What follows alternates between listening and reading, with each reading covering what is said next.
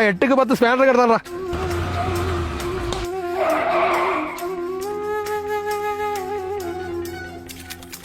അജയ് ഘോഷ്, സുഹൈലെ, നീ എന്താടാ ഈ വേഷത്തില്? നീ എന്താടാ ടോണി ചാന്റെ വേഷത്തില്? എന്നാലും നീ എങ്ങനെയാടാ ഇങ്ങനൊരു സ്ഥലത്ത് വന്ന് പെട്ടെ? നമ്മൾ സ്കൂളിൽ പഠിക്കുമ്പോ ക്ലാസ് ടോപ്പർ. എന്റെ പപ്പയ്ക്കും അമ്മയ്ക്കൊക്കെ എന്ത് കാര്യമായിരുന്നു അറിയോ? നിന്നെ നോക്കി പഠിക്കാൻ അവർ പറഞ്ഞോണ്ടിരുന്നേ. എടാ, എനിക്ക് നിന്നൊന്ന് ഹഗ് ചെയ്യണം. വേണ്ട, ആർക്ക് കൊള്ളു. അജയ് ഘോഷ്, ഞാൻ ഹഗ് ചെയ്യും. വേണ്ട ടോണി ചേ. സുഹൈൽ, ഇനി ഒരു നിമിഷം നീ ഇവിടെ നിൽക്കരുത്.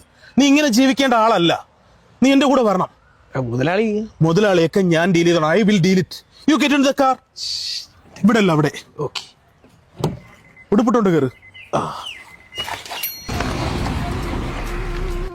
അജയ് ഘോഷ്, നിനക്ക് ഈ കാണുന്ന വീട് ഓർമ്മയുണ്ടോടാ? ഇത് നമ്മള് രഘുത്തമസാന്റെ വീട് ഇല്ലേ?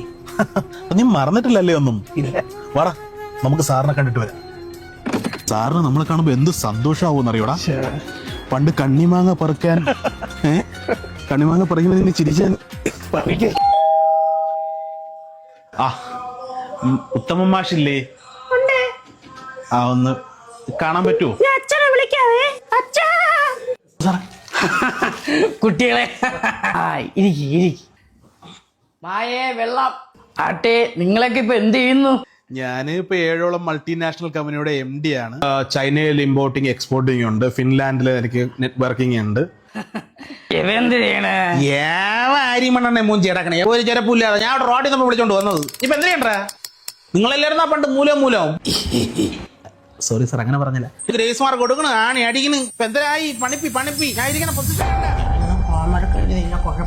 അടിക്കുവോ? ഒരു കുഴപ്പമില്ലടേ ഹോംവർക്ക് വയ്ക്കാനുള്ളതൊക്കെ കൊണ്ട് വയ്ക്കി. സാറേ, ഞാൻ എഴുതി, ഇവനും എഴുതി. സാറേ, സുഹൈൽ മുഹമ്മദ് ഹോംവർക്ക് എഴുതിയില്ല.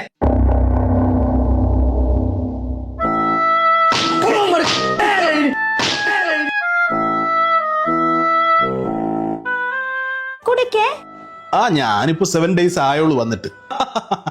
നമ്മളങ്ങോട്ട് സാറിന്റെ അനുഗ്രഹം എപ്പോഴും ഉണ്ടാവും. മംഗളം ഭവിക്കട്ടെ. ഞാൻ അങ്ങോട്ടൊന്ന് പണിക്കും പോടാ, കണ്ടു പടിയാണ്. എന്റെ ജോലി. ഏത് ജോലി? അപ്പൊ എന്റെ പെങ്ങളെ കല്യാണം കഴിഞ്ഞ അവള് ചാടി പൊക്കോളും. എന്റെ വർഷാപ്പ് അവിടെ കാണാം. പണിക്കുവോ? എനിക്കൊരു പക ഉണ്ടായിരുന്നു, അതങ്ങ് തീർന്നു. പിന്നെ വർഷങ്ങളായിരുന്നു ചാടിക്കൊണ്ടിരുന്ന നാടവനെ. ഞാൻ ഒറ്റയ്ക്ക് ഇരുന്ന് പൈസ കൊണ്ടുവരാന്ന് പറഞ്ഞു.